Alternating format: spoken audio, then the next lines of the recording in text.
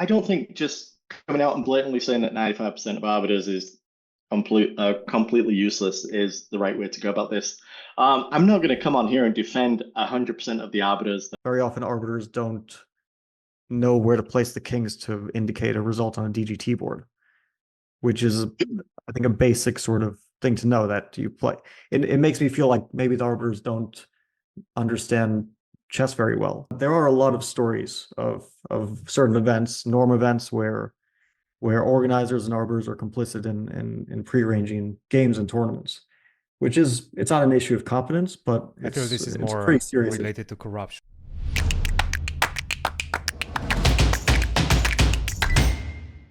Welcome back, everybody, to a special debate-style episode. Perhaps it's going to develop into more of a discussion, but obviously, Fabi, you made some comments in our last episode about 95% of arbiters being useless. Obviously, that was received with a lot of discussion, a lot of backlash from a lot of forums, but also one of our friends, international arbiter Chris Bird, decided to comment on it on Twitter, and we wanted to have him to express his opinions as well, and generally to have a constructive debate on the roles of arbiters in modern chess. So welcome, guys, and I'm just going to open that with an opportunity for both of you to kind of hash out that particular statement. Fabi, could you say what you meant by that statement and whether you would like to address anything in regards to it?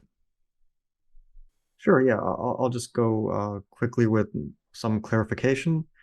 Yeah, I understand, of course, that the statement, which was an extreme statement, did cause some offense, and yeah, I probably would have worded it differently. Well, it was said a bit offhand. It was also, of course, an exaggeration. I haven't met all arbiters. I haven't played games under all arbiters, so I can't possibly know what percentage are good or incompetent. And also, perhaps the definition of good or incompetent would vary from person to person. But it was supposed to portray more or less a general sentiment. I think I definitely have a sentiment, and I think other players might also have it, that a lot of arbiters, I don't know if it's the majority or the vast majority.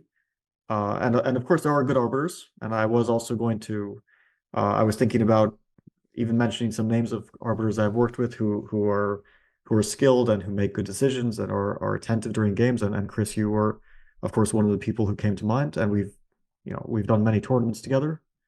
But I've also had many experiences. I would even say the majority of experiences where there's a conflict in my games. And it's exceedingly rare that there are conflicts in chess. You know, most of the time things run very smoothly without anything having to happen besides the players play games, stop the clocks, and move on to the next game. But very often conflicts are really mismanaged horribly, and sometimes in very small ways you see incompetence, which maybe I can get into a bit later. But just you see some small things, and you realize that if it actually came to a dispute, that the arbiter wouldn't know what to do because they don't have a basic understanding of chess, it seems like. So that's more or less where I was going with the statement. Chris, obviously, as an international arbiter, an arbiter that has worked with Fabiano on numerous occasions, you found those statements irresponsible. Tell us what you found irresponsible about it, and why do you consider them to be irresponsible, and what corrections would you have in your opening statement? Yeah, so I don't think just coming out and blatantly saying that 95% of arbiters is completely useless is the right way to go about this. I'm not going to come on here and defend 100% of the arbiters that I've worked with or that I know and say we're all perfect. We've all made mistakes. We all are human in any sport where there's referees. They make mistakes. Sometimes that's highlighted a lot more if you're on TV and it's a professional game, football or soccer or anything. You're going to make mistakes, but what you don't get the appreciation for is the numerous decisions that they do get right, or the number of things that they are doing to ensure that the players have a great playing venue or great conditions to be able to play the game, ensure the room's quiet, the temperature's right, everything that goes into it's not just about making that one decision when there's a dispute in a game, or being attentive, or anything along those lines. So I think even the most beginner arbiter I can put to work, even if their skill set is not fully developed yet, I can get use out of these people depending on the level of the tournament and what's going on. I think you'll agree that most high arbiters I spoke to at the Olympiad, especially people from the Arbiters Commission, agree that they want to do more training. Just getting the arbiters being receptive to that. Of course, you can do as many episodes as you want via Zoom and training and all these refresher courses and seminars that they're putting on. But getting that practical experience, of over the board tournaments and working at tournaments and actually having an issue come up and being able to learn from that is very limited. You can't always guarantee that something is going to come up. As you said, 99% of the tournaments that I oversee at the St. Louis Chess Club, hardly anything happens. And then when something does happen, we usually deal with it in a very quiet method, and a lot of the times the players aren't even aware of what's going on and things like that.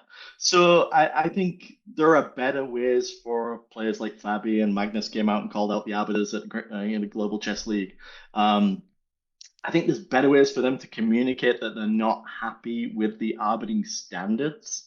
I think it's much more when you have an issue in a game and the decision doesn't go your way. Remember, there's two players involved, and usually we can't satisfy both players depending on what the laws are and what happened in the game. So invariably one person is not happy and the other one is happy. So, but if you have a decision like that, I think it's okay to come out and say you're not happy with that decision, or talk to the arbiter and get clarification and try and understand why that. But I think just the generalization from someone of Fabi's level, calling out the arbiter world basically and saying that 19 out of every 20 arbiters are completely useless is a little over the top as to where players like Fabi has such outreach, and arbiters don't get a chance to necessarily defend themselves with that type of thing. So we don't have the reach that superstar chess players have. So I just think it was a little uncalled for. I think there are ways that certainly the top players can have this discussion with the Arbiters Commission or with arbiters in general that they know. Always happy to talk about arbitering, like decisions that were made, specific cases that come up, what I may have done. Now, what I may have done doesn't necessarily mean what the arbiter did was wrong. There are subtle ways that people can go about things differently according to the laws. There's various things that are very black and white, and the result is that. But that's where some of the top level arbiters get away with, being the top level arbiters, is because we know how to make things work a little better within the laws and how to interpret them correctly and stuff like that. And all we can do is bring along the other arbiters with us and try and mentor them when we get the chance to do that and educate them as best we can. And I hope the top level arbiters and the Arbiters Commission also feel the same. They just don't get the chance to work with the arbiters like as much as they would like. And despite the controversy, I do feel like this is a good moment for us to be able to kind of delve deeper into the roles of an arbiter.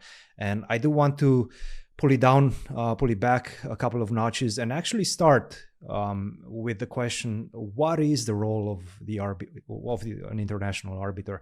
Because my dad is an international arbiter. I know how much he works before the competition as well as after the competition and during the rounds, but after and before the rounds as well. Can you take us through what an arbiter does in preparation for an event, before a round and after a round as well, so that people get a more deeper understanding of what an arbiter does?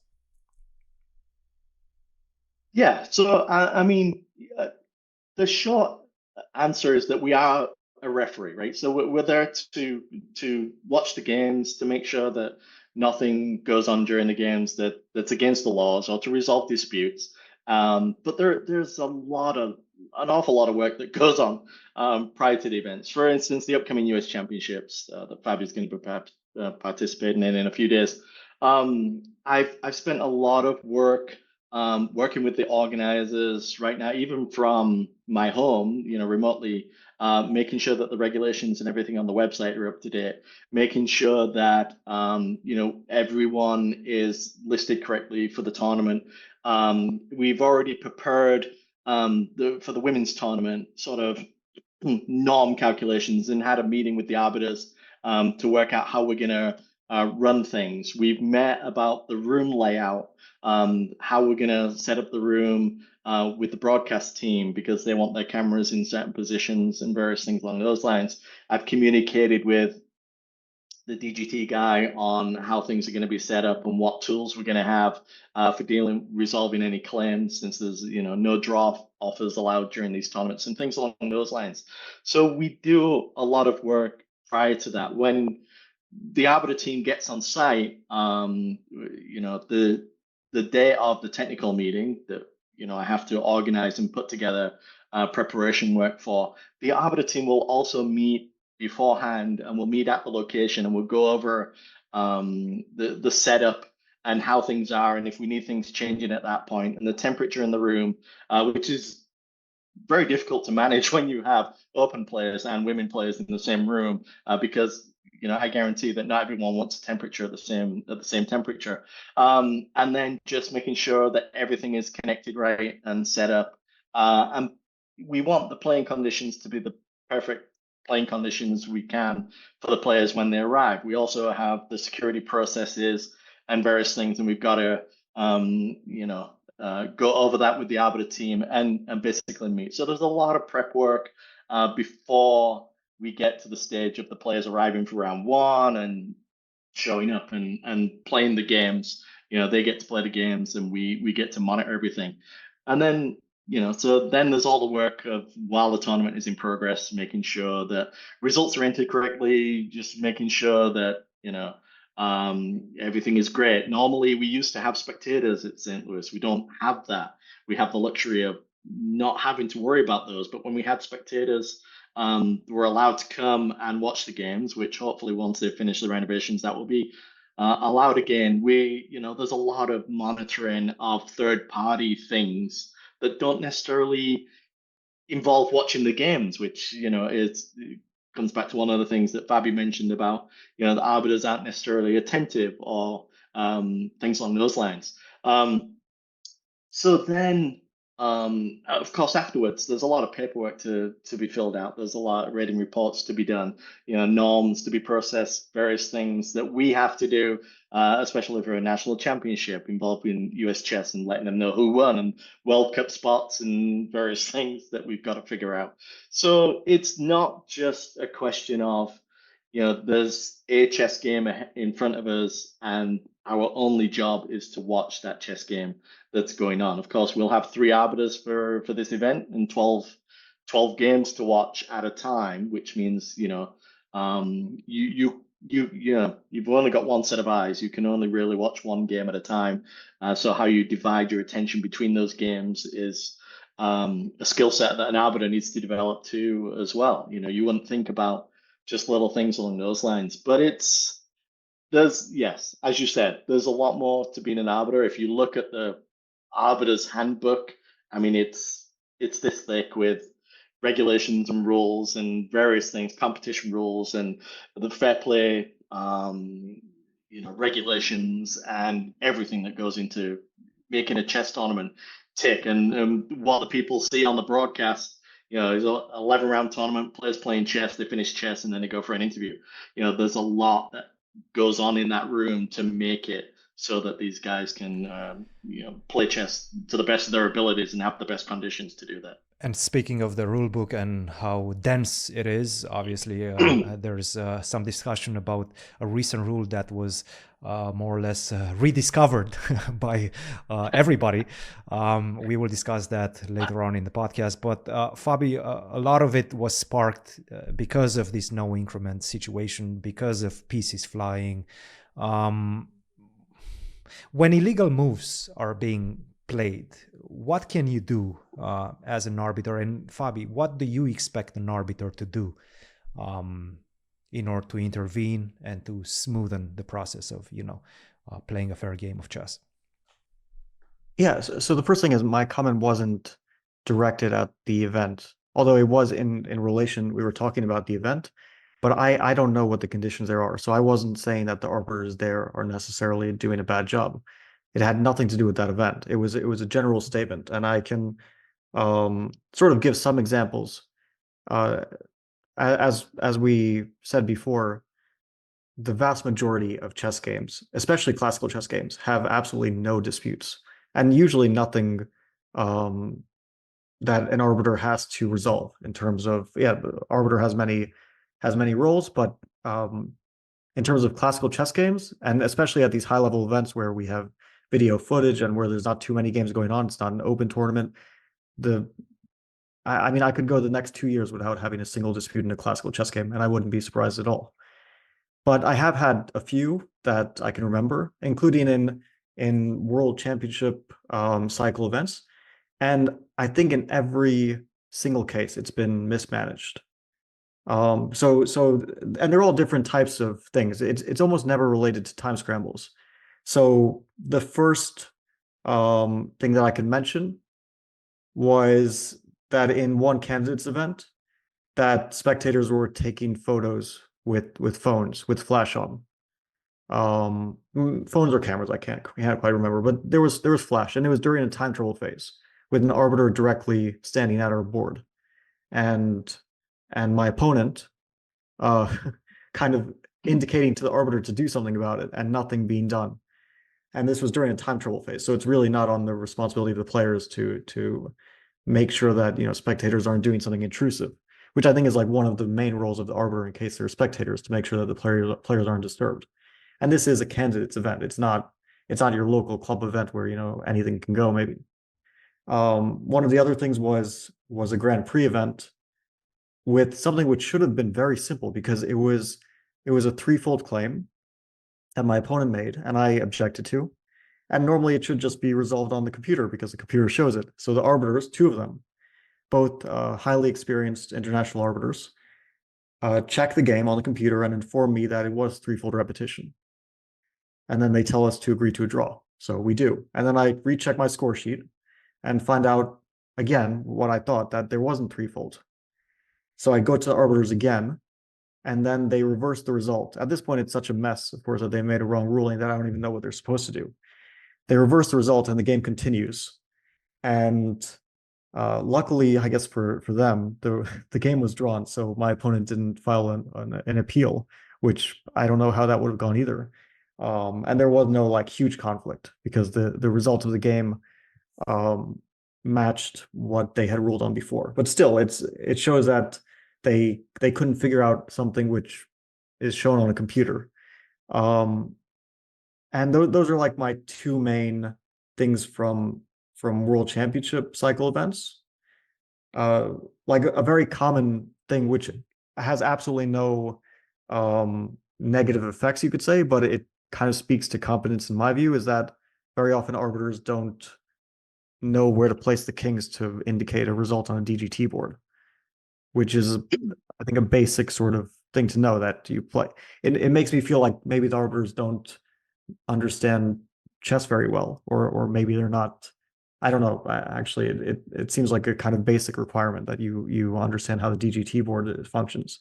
And more recently in the Olympiad, I had a number of arbiters who were kind of intrusive themselves in terms of crowding around boards and generally being a little bit in the way, which again should be a basic requirement that arbiters don't get in the way themselves.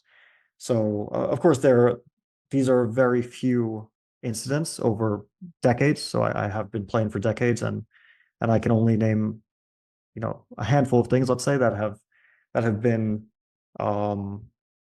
either annoying or a little bit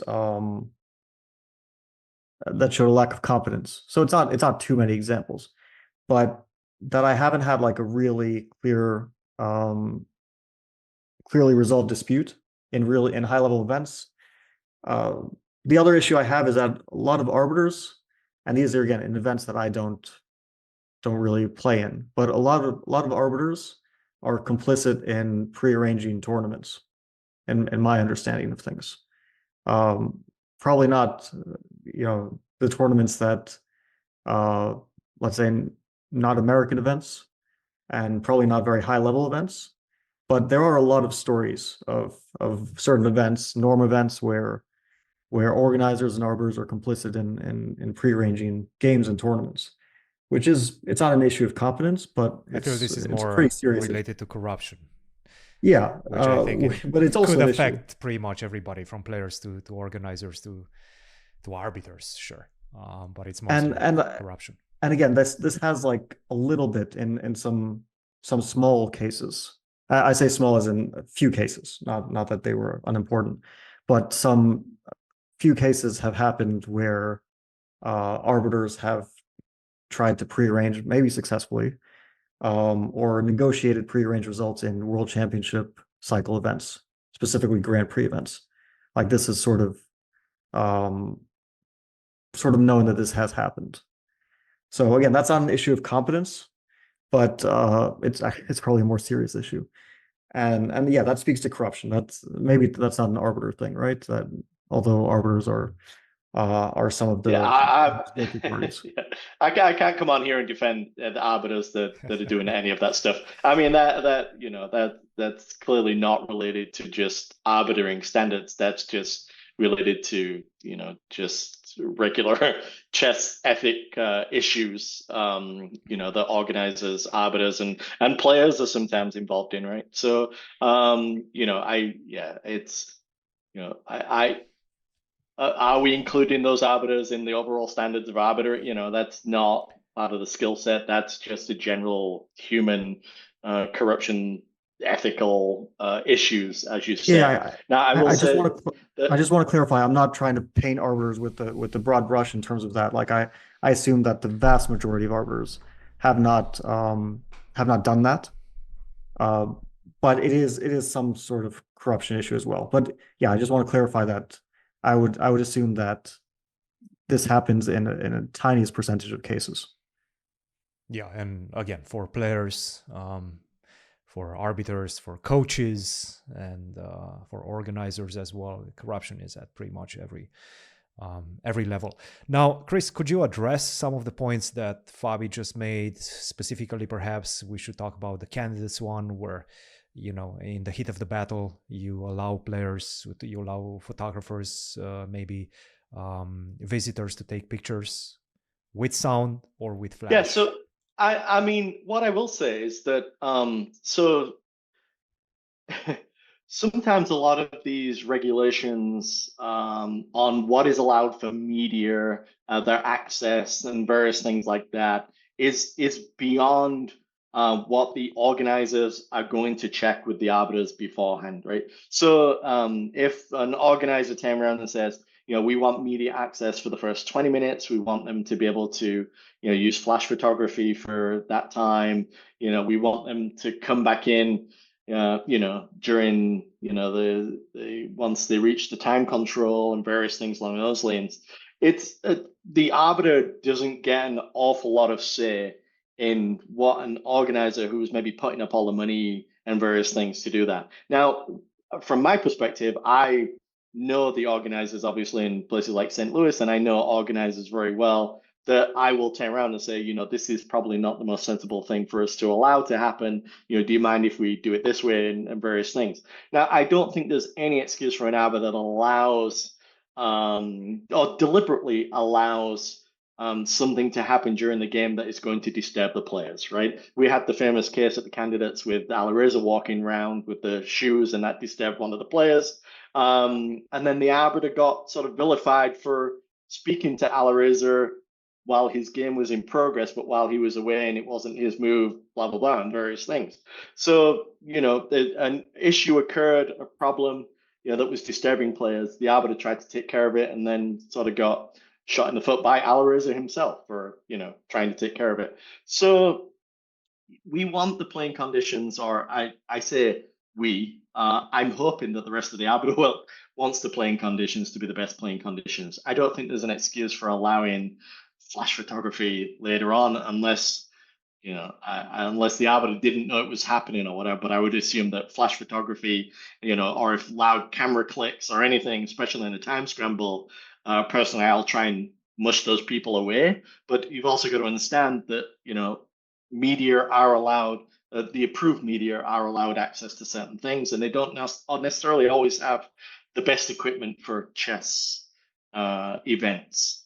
Sometimes it is a little loud and it does get annoying, and it's hard to bridge that gap of where the line is, what you feel that the players can withstand, and what you feel that you should not allow and get away with.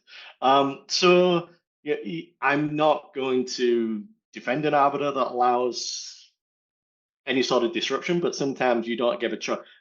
For instance, at the Hall of Fame, if people start making noise on the second floor of the exhibit, that's out of my hands. I can't do anything to stop that. Yes, I can quickly get on my computer and message the club and say, hey, can you shut them up? But that is not going to stop that disturbance or that noise that sometimes carries and travels up, while they're also trying to run a museum on the lower levels of the Hall of Fame. So sometimes things are just a little out of your hand that you've got to deal with at the time, and try and get the playing conditions back to where you want them. You don't always get to pick and choose when that timing is. For instance, Irina Frush had an issue at the American Cup this year, where I think she was the only game going on. The room was very quiet, but then someone walked into the room from the back security, and she could see that in her field of vision, and that disturbed her. So we eventually, put a policy on that no one's allowed to come in at a certain point during time troubles and things along those lines. But the incident had already happened. It had already disturbed her. She told me after the game. So then we tried to correct it. And I apologize that happened during that game. There's no going back from that point. So sometimes things happen. You've got to deal with them. They're not always things that are in your control. We had the tornado warning during the American Cup. What do you do about that, right? So you can't always, predict what's going to happen to disturb the players. But you can do your very best as an arbiter to make sure that sort of thing doesn't happen. The draw claim, repetition draw claim, that must be one of the most common instances of arbiter error, right? We're dealing with a draw claim. The laws actually specify that the players themselves should work out whether the repetition is correct or not. Of course, the arbiters usually take that out of their hands, go check on the computer. We run a special claim tool that I've not had any issues with yet, that pops up and tells us which move. That is currently in development to improve that for arbiters and make that better. I don't know if you've seen, if I have an issue where a player doesn't agree with it, I will actually unplug my laptop and take over the computer to them to explain to them why it is or it isn't. And at that point, if I've made a mistake, the player will point that out to me, and then we'll make the ruling that way. I've taken players over to my computer to show them when they haven't agreed with that type of thing, if I don't have something as mobile as a laptop. So there are ways to prevent this. Again, like I said previously, we're human. We make mistakes. We don't want to make mistakes. And of course, the mistakes that are highlighted are the ones that are in the important tournaments like Grand Prix or candidates or various things along those lines. Those are where you don't want to be making mistakes. A lot of the times, hopefully, if you're lucky as an arbiter, you look out and the mistake you made has zero effect on the final outcome of that game. But where it doesn't, this is the whole reason we have an appeals process too. If we didn't make mistakes, we'd never need an appeal process. That hopefully is there to go ahead and correct whatever that mistake was. It's not as good as getting the decision right in the first place, but there is a backup plan that hopefully is in effect to take care of this type of stuff too. So mistakes will happen. Hopefully, you're not reading about me making a mistake. anytime soon. But I will tell you as well, you know, I had a good friend, Wayne Clark, who's since passed away, who's a national tournament director and international arbiter. We were dealing with an arbiter who had made a mistake, and they know they'd made a mistake, and they were beating themselves up about it. I'm sure you get this as a coach, Christian, with your players when they make mistakes, and you've got to, talk to them and calm them down. And basically, his response was, all my national tournament director title means is, now I'm at the highest level, is that I've made many more mistakes than you've made until you get to that level. We all made mistakes. We live and learn from those mistakes. Yes, we feel sorry for the players that we made those mistakes in those games in. Sometimes it happens. Like I said, the rule book is enormous and not necessarily are clear on the interpretations on how you're meant to do things. So, sometimes things happen. You don't want them to happen on the biggest stage. But, it does. I can't say it doesn't, but, it does. And to narrow that down, Fabi, what would you say in your experience as an elite level player? What are the responsibilities, the critical responsibilities of a chess arbiter in your matches, in your cases? Obviously, you cannot be speaking too much about open tournaments and whatnot. You haven't played a lot of those in a while, but what would you say are the most critical responsibilities of an arbiter in closed high-level events? Sure. Yeah. Yes. First, I just want to say, about the media. I understand that this is outside of arbiters' hands. The example I used wasn't a media example because I try to be very understanding of the media pass that there is. And yeah, sometimes camera people do get a bit intrusive, but that is also part of the sport. That was just a spectator taking a photo. It wasn't some approved media. That was back in the days when there was lesser security at 2018, and there was live audience on the balcony as well, and also audience pretty much like a meter or maybe 2 meters away from our board. And I do feel like that was a clear case of just inaction in a moment when you kind of have a job to do. Okay, and in regards to your question about what the role of an arbiter is, I can also speak in terms of general tournaments because I do have some memory of open tournaments. It's been a while since I've regularly played opens, but I do still have some memory of them. And you'll play in terms of closed tournaments, where we have let's say these Grand Chess Tour events where we have very few players and very few games going on, and in terms of I think the main thing that the arbiter should have is an attention towards everything that's going on. And when it's 5 boards, then, and especially in classical chess, I think it's quite possible to do that, quite realistic. In terms of rapid and blitz, I don't think it's super realistic to be surveying 5 boards at once, but very often you do have 2 arbiters, and to be more or less have an idea of everything that's going on. Usually the kind of dispute phase will happen in a time trouble phase where there's probably only 1 or 2 games still going on because many of the other games have finished. And then it's quite realistic also to be attentive. And I think you mentioned or asked before about what happens when players start dropping pieces. And I also fully concede that this is mostly a player responsibility to play chess in a collected way and not to be sloppy, even if sometimes it's difficult to make moves neatly. But it's still sort of your responsibility to put pieces where they belong. It's going to be difficult with no increment. That's true. I mean, I've played with no increment on rare occasions over the board, and it's very difficult to place your pieces in an orderly way and not to flag, not to drop pieces. But the reality is that we do see a lot of pieces being dropped. And yeah, Chris, I think that this is more a question to you in terms of what the arbiter's role is in this case. I would say that in general, if I were to make the rules, I would think that an arbiter should intervene as soon as pieces start rolling and then the clock is hit, and to give a warning first to the player who does it, and then maybe a time penalty for the second occasion. But I don't think it seems like even though it may be entirely in the rules that the arbiter can only intervene once a player complains. I think that just for the spirit of the game, so that pieces aren't rolling and it's not a mess for everyone involved, that the arbiter should, once they see pieces being dropped and the clock being hit, so which is more or less an illegal move, then the arbiter should intervene. That would be my interpretation of it. Chris, would you like to Yeah, so address that? I can, yeah.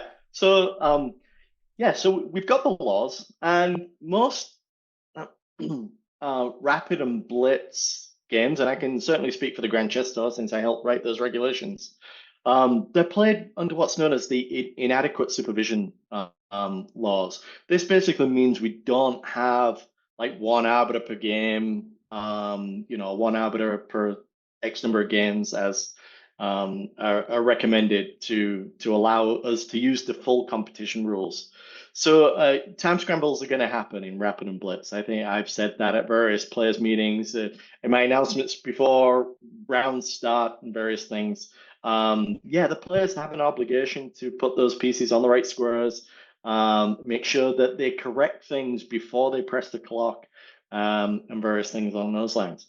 Now, one of the things that the inadequate supervision laws does state, and especially in terms of an illegal move, is that the time that we have to step in to enact a punishment for that illegal move is before the player makes his or her next move. So you can imagine you get down to very few seconds left. If you're watching multiple games at a time, your head is like a tennis umpire, and you're sort of like this watching both games or whatever. So if you have 5 games still that all go down to the wire in a blitz time control, you can't watch everything at once.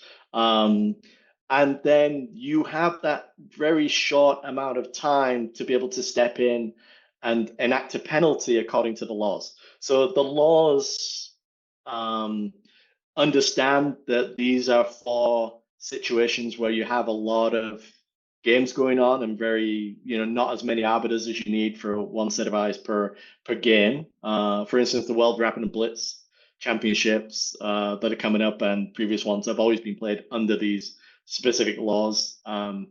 So the players also have a complete full right to claim an illegal move, before they make the next move.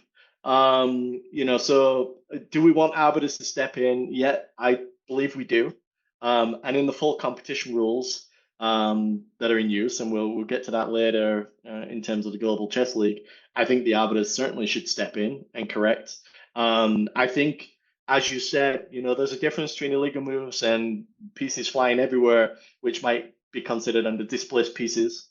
Again, this is quite a nuance in the laws. And I think once you start having pieces flying everywhere, I think a lot of arbiters think if they don't step in at that initial moment and deal with it, that all bets are off at that point and it's just a free for all, right? At what stage are you then, if you've let it go for 3, 4, 5 moves and suddenly pieces are flying everywhere and the clock's bashing, at what point are you now going to step in and deal with that? And it's a very tough decision for an arbiter to make. There have been instances where I've seen players make an illegal move. I've started stepping towards that board to go deal with it. The opponent responds, and I can no longer get involved. So according to the laws, so the laws sort of tie the arbiter's hands in certain situations, which may not always be appreciated by the players who are playing or the people who are watching or what's going on. So yes, I always try and step in when I see an illegal move. I wish my colleagues would all do that. But just because you don't see someone step in doesn't mean that they didn't try to step in.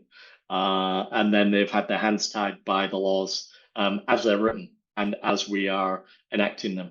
So there's a lot of different things going on here. Now, I will say places like St. Louis, and when I'm an arbiter, we're set up much better in that location than, say, a Grand Chess Tour event that's in Europe, where the arbiters are sort of stationed off the stage, and they're not necessarily up on the stage watching what's happening at the end of the game. And because that's also partially because they've been instructed to not get in the way of the cameras, not get in the way of the spectators, not do this, that, and the other. So one thing I will say is that in St. Louis, we're set up much better in the fact that we are able to walk in amongst those games and watch everything that's happening, especially towards time controls, towards the end of the game. Whereas in Grandchester in Europe, where they're set up with the stage and the arbiters are, sort of told, don't get in the way of the spectators, the view of the players, don't get in the way of the cameras, so sometimes they have a desk off the stage, which is not ideal for watching these, the last few moves. There's nothing better for an arbiter than to be physically up watching. You're the best impartial judges to what happened in a game.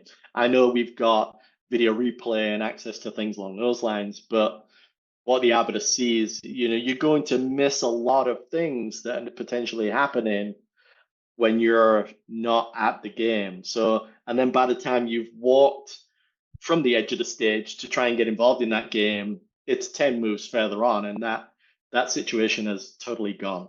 So I think arbiters can help themselves when they're setting themselves up for success or being able to handle these situations that come up. I think there's certainly something to be said for getting involved in the setup process of how things are set up and being able to get involved. But yes, I want arbiters to get involved in games. A lot of people don't necessarily see it that way. They want the arbiters to stay out of it. In the US chess rules, the philosophy is completely different. They want the game to be between the two players. Now, this is obviously separate from the FIDE laws, which is much more, if you run in anything that's FIDE rated, you've got to use the FIDE laws.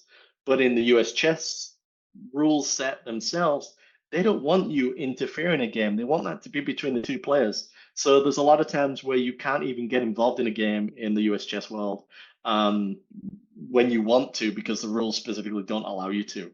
So, like I said, inaction on the part of an arbiter doesn't necessarily mean that they didn't see it and they didn't try to do something about it. It could just be that the laws don't allow them to step in because of the specifics of what's going on. It's a blitz, and we're using the inadequate supervision version of the laws. Yeah, so in regards to your point about inadequate supervision, I think I understand that the rules do get in the way, and it's probably quite a difficult situation, and also things are moving very quickly. But it's rarely one illegal move. So it's not like the arbiter has to step in immediately. And if an arbiter sees that a player is continuing to make illegal moves, they could definitely be prepared to step in, and they could be ready in case another one happens.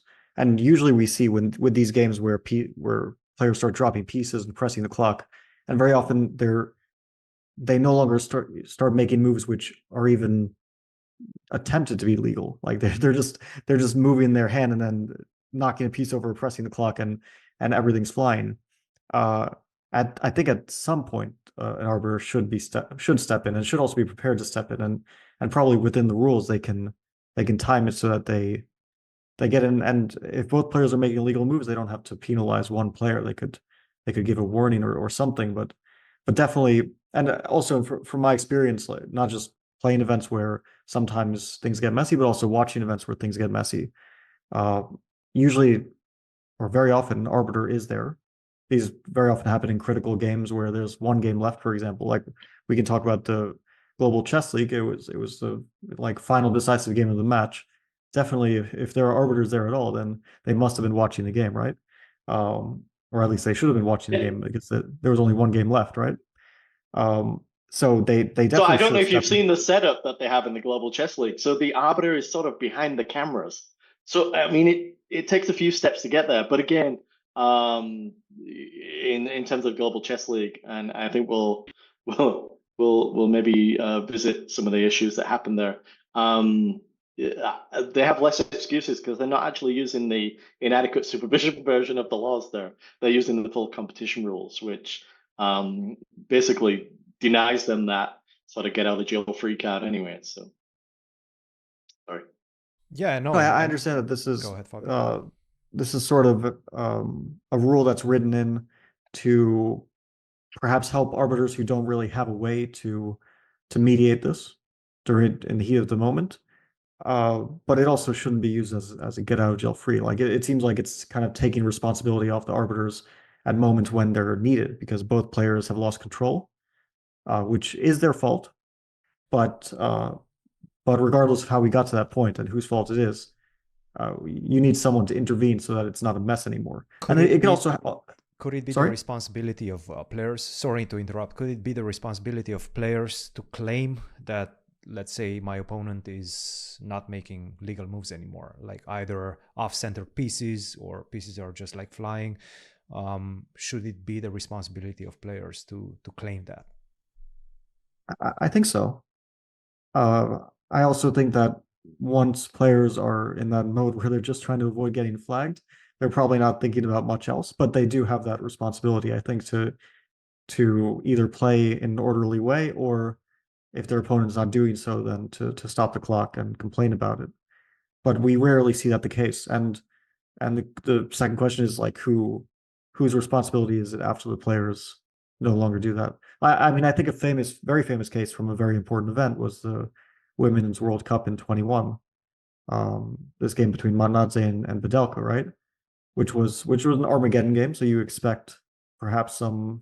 These are probably the games where you're most likely to see disputes, and probably related to either illegal moves or something to do with the clock, right? And since it was the final game of the match and probably one of the last games remaining of that day, and also because there were so many arbiters in the World Cup event, there must have been multiple arbiters standing around and watching as the players allowed pieces to basically fall on the ground, and both of the players.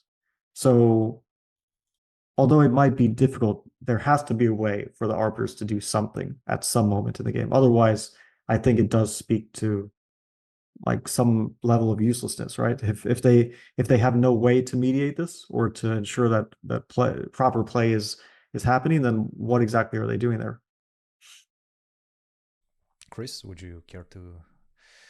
Yeah, I will I will say, ideally, yes, an arbiter steps in, and hopefully we catch the first infraction, right? That's the time to sort of take a breath and step in, and you want to catch that first one and penalize that first one, and then hopefully the players are much more reasonable from that perspective onwards. It's really tough in a no increment game when players are down to barely seconds and things are happening. You like I said, I think at some point the arbiter just makes a determination that, listen, the players are clearly just going along with this because, as you said, they're in that mindset of I'm playing. I don't have a second to just stop and think and pause the clock and say, hey, this is silly. What's going on here? There's got to be something that can be done about this, because both players are usually, the ones doing it, and neither one wants to be the one. You can't stop and think to make that claim, I assume. So yeah, I feel an arbiter should step in. You want to try and catch that first infraction, but I think once you get beyond a certain point, I think the arbiter mindset might be, I'm just going to let this play out because I missed that point where I needed to step in. The players are obviously, or not obviously, but they're continuing, and the sort of chess playing will decide the outcome of this game. Yeah, yes, we've seen various silly endings or with things happening that I've gone online and said, this is not serious chess. This is not what we should be watching in such prestigious events, not like the World Cup, not not the Global Chess League, not whatever. We've often had Armageddon as a playoff in Grand Chess or US Championships. That's always been part of the playoff structure. I've slowly work that out. So it's not like it's going to take a long time for us to get to an Armageddon. So we try and fight things as an Arbiter team from that perspective. Of course, the organizers want excitement. They want this. There was the Armageddon series that was in Berlin, right, where it was just purely a lot of those games were a mess. I remember Dominguez and various people having similar games, but they want that. So, if an arbiter stepped in, you might be risking your job as an arbiter stepping in and getting involved in this, because that's actually what the organizer wants to attract viewers and excitement and various things along those lines. So there's a lot that might go through an arbiter's head, when trying to work out, do I actually step in here at the end of this game that's now such a mess that I'm not even sure I'm going to be able to resolve this issue. But just to clarify, are this type of situations covered in the rulebook of Arbiters? Are you guys, whenever you go through training, do you guys have this type of scenarios laid out and asked, okay, what's your decision in this and that case? Well, I mean, you bring up training, so let's put this out there. There is no formal training for arbiters that happens. Okay, the arbiters become arbiters. In the US chess, you sign a piece of paper to become a club tournament director, and you work your way up the ladder like that. You get training, mentorship at events that you're working at, and as things happen, you might be able to get some sort of education on site and various things from people who are willing to train, and you impart your knowledge to other players, other arbiters that are willing to learn from you. I get a lot of my training from watching bad things happen on the internet that has happened at a tournament, and then we discuss, how would we handle that? What are we meant to do?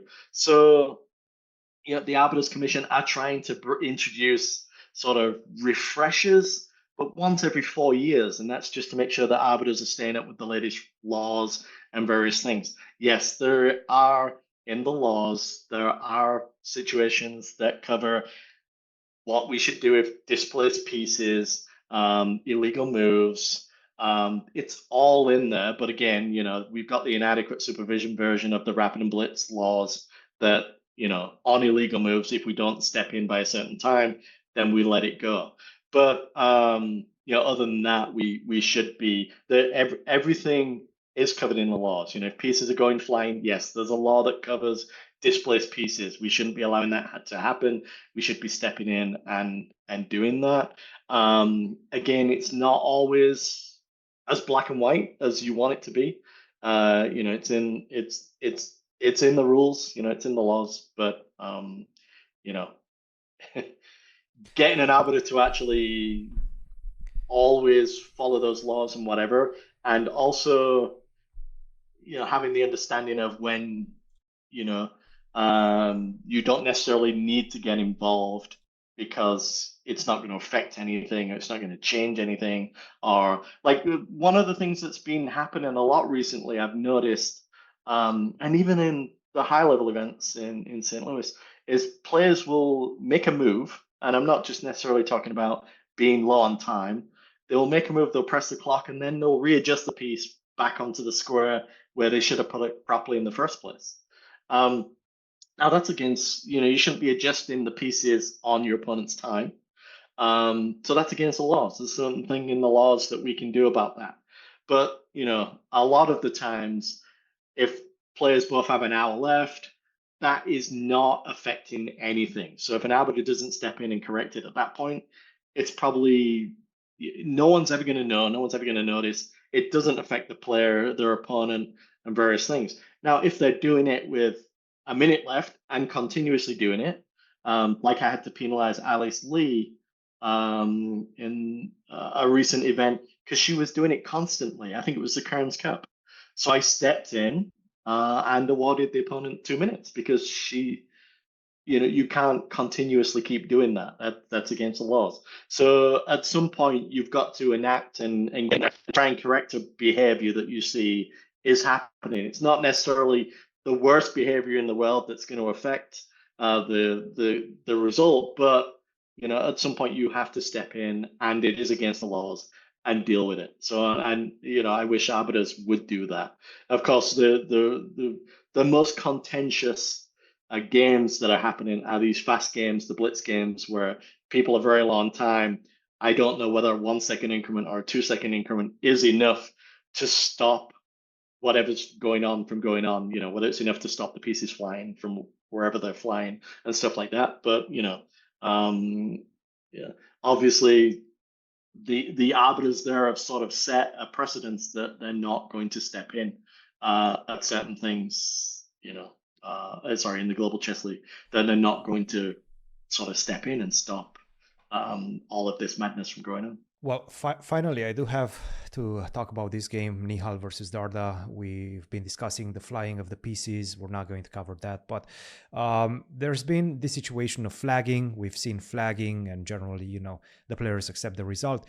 But Nihal stopped the clock with 2 seconds on his clock left. Dardha, I believe he was up to about 10 seconds. So he was definitely going to get flagged in that position. He stopped the clock and he claimed a draw in a position in which his opponent still had a rook and a pawn. He had an extra bishop, but still, there are ways in which he could have lost that one. Could you give us your interpretation of this rule, and how do you see it being used in high-level competitions? And perhaps an analysis of that situation as well. So it's interesting because these guidelines, as they call now, these used to actually be in the laws, like section 10 of the laws, and then they were sort of moved to these guidelines at the end because now increment and delay is very prevalent in the chess world. Digital clocks have sort of advanced this aspect of it, and now the increment and delays are not specifically there just to help arbiters, right? They're there to help players finish games naturally and have them reach a natural conclusion, and that whatever increment or delay is in effect is enough for the player to finish out playing that game as best they can to get the actual correct result for that game.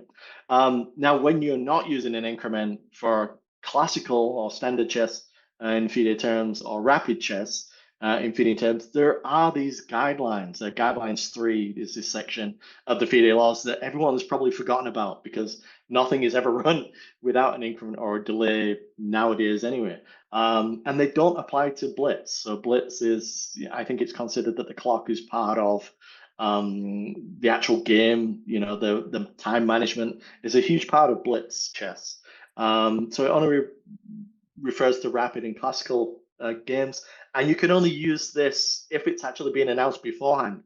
Now, because of the issue and the appeals and people I've spoken to, it was determined that during the technical meeting, this was brought up, and they did say that these claims would be allowed. So the fact that the first time we saw it was in the Nihal Dardha game was interesting because it could have been utilized by Magnus in his game against Alireza.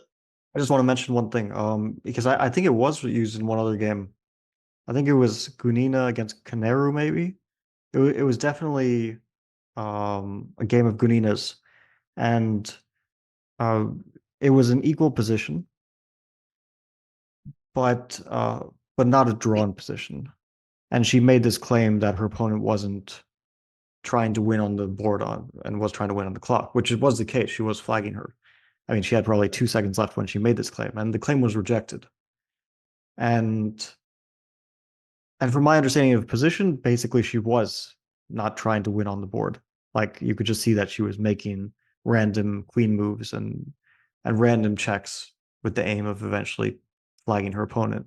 So how are these laws interpreted, and is it the sole or power of the arbiter to decide which position is a draw and which is not a draw? Yeah, so I mean, obviously, if there's a claim made, if there's a claim made and the arbiter has to interpret, this. I just go back to the Nihal Dardha game. Nihal is a bishop and a pawn up. So you've got to the glossary determines this as not trying to win by normal means or just not trying to actually win the position, right? So a normal means that It's got to be a position where reasonably the only way you're going to lose this game is by flagging. You know what I mean? So that I think in the Nihal Dardha game, that is much more clear that the only way Nihal was going to lose that game was on time. Yeah, and the Arbiter can take a lot of things into consideration, looking at the level of the players, um, based on their own understanding. But yes, the Arbiter is the ultimate judge in this decision. Now, US chess, where some of this stuff about adding in the guidelines, there's this option to add a clock that has a 5-second increment and give the opponent 2 minutes and let the game play out. This is very much part of what the insufficient losing chances claims aspect of US chess rules were. If the opponent didn't agree to a draw, you sort of threaten to put this 5-second increment on the game with the time remaining, but give the opponent a couple of extra minutes too, and let the game play out to a normal conclusion. If you'd have said that you were going to do that to Dardha, he would have probably, I think in my estimation, said, if he has a 5-second increment, he's going to beat me in this position. Like, I'm not going to win this. I'm not going to draw this position. Like, I'm going to lose this game. So I will accept the draw. Right. So that is, that's not the aspect of this, trying to win by normal means type of claim, which is also in the same guidelines. So it's not new. It's not a new thing to those of us who were playing chess 25, 30, 40 years ago, where we never had an increment. So we've always had, there was always this aspect of the rules in play. And when I moved to the US, this insufficient losing chances thing was brand new to me, but there was a lot of times we played games without an increment or delay, and that sort of came into effect, so and you utilize that. And their definition there was that a Class C player would reasonably be expected to hold the position against a master. So you're talking about positions in my eyes that, like, he's a queen up, that type of thing. Like, he's not going to ever lose this position. This is very subjective. This is not really incredibly subjective, and but like I said, from the Arbiter's perspective, in my eyes, the Nihal Dardha game is much more like I agree with that claim. Like, yeah, no, on that game, I think basis that we can agree that if but we had the same situation today. I think it was with Magnus and Anish. Anish had a position with a rook and a bishop, and Magnus had the queen. And I think Magnus offered Anish a draw, and Anish said no. And then so Magnus paused the clock and just asked the Arbiter to declare it a draw at that point. And the Arbiter did. Whereas that, to me, is much more subjective. That's not as clear. Like, I think just turning around to these guys and saying, if you think it's a draw, just go ahead and repeat a few times, might be a much better solution than just saying, declaring outright, yes, this is a draw. Because this was a queen against a rook and a bishop. Now, in their hands, yes, it's going to be, probably a draw. Like, if Magnus is saying it's a draw, and who am I to argue with that, right? I'm not. Although, But are it's you much sure it's more this game? Because like in the final, like I think I was watching the game in the final. Maybe it was another game, because in the final position, Magnus has 2.5 minutes and can repeat by at will with like queen e8. Yeah, I just saw a video earlier today, so I thought it was from today's game. Magnus had the white pieces, and Anish had black. And yes, I think that there wasn't an actual repetition on the board, as far as I could tell. But of course, Magnus, Right. I mean, doesn't need to claim a draw on this because he can just repeat Right. moves. But I think this game of like Gunina against Salimova is interesting from that perspective, because like, just to give some context about the game, it's a position of queen rook and 2 pawns against queen rook and 2 pawns, and of course that is not a forced draw. But let's say we start the position on move 43, and Gunina has 36 seconds, and then the next 17 moves, the game finishes on move 60. After which she runs out of time.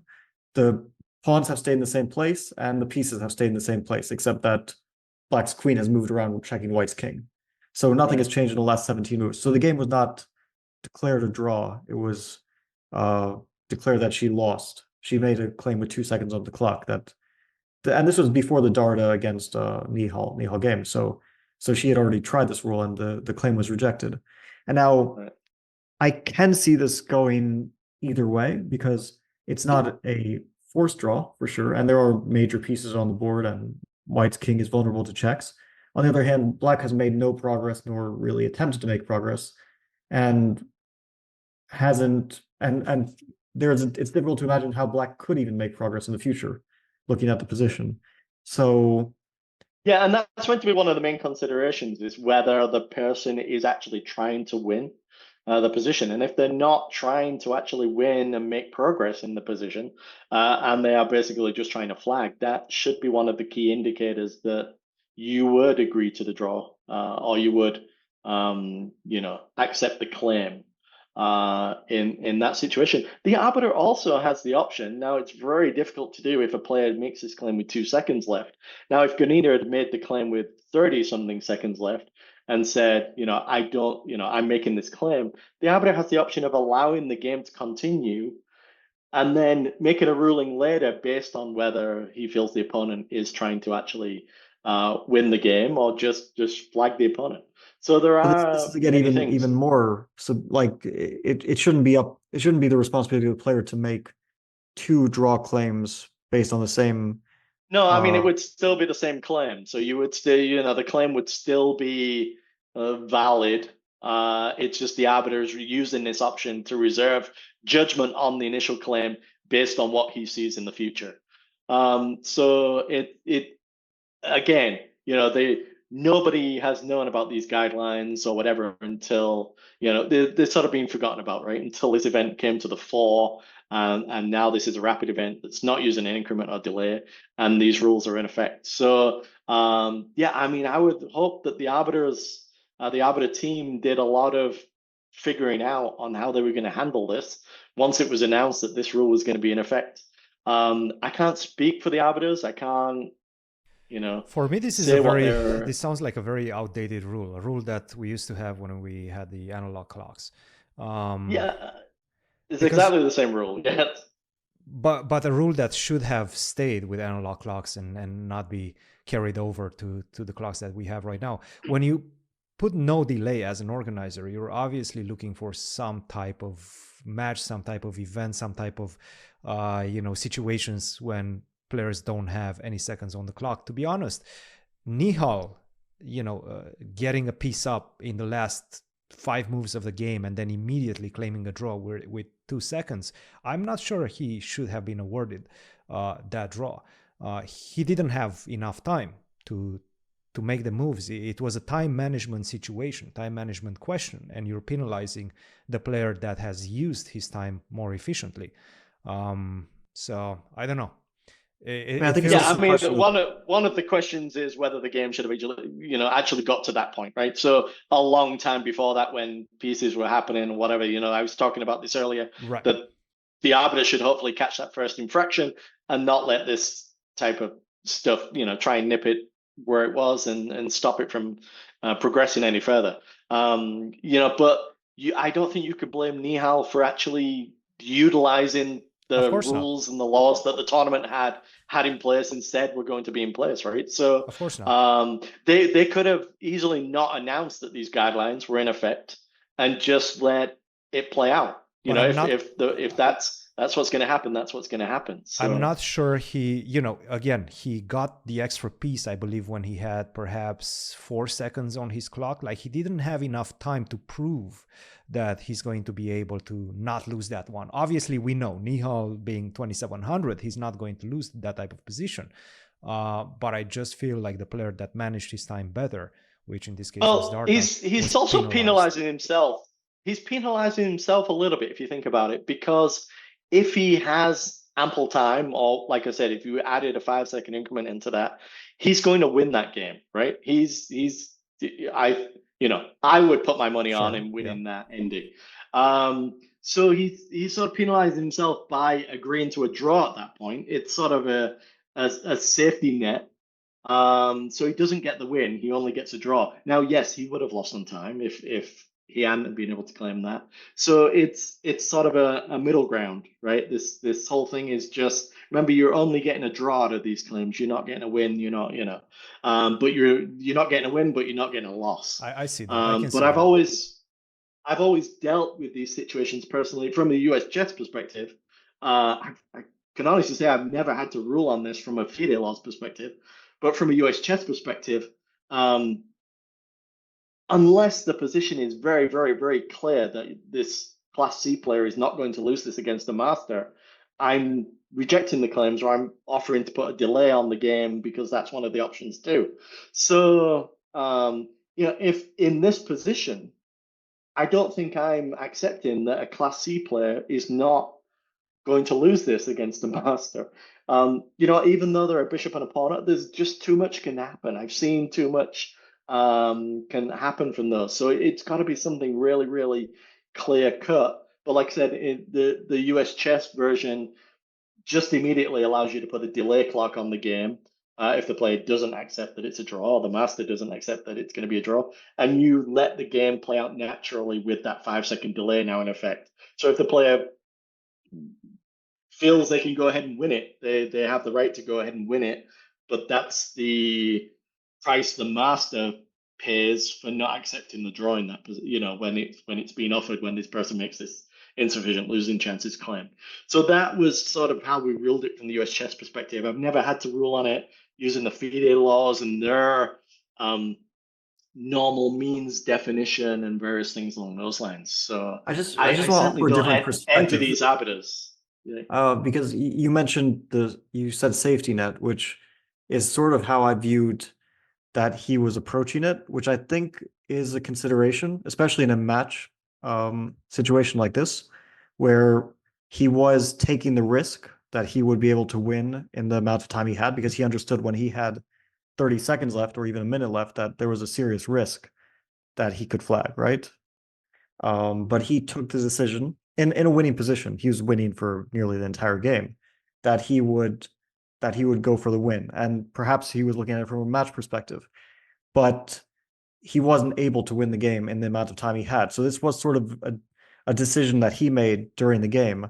And then he has the safety net once it's clear, once it's beyond clear that he's not going to win, as in checkmate his opponent in the amount of time that he has. And he doesn't even get close to checkmating his opponent.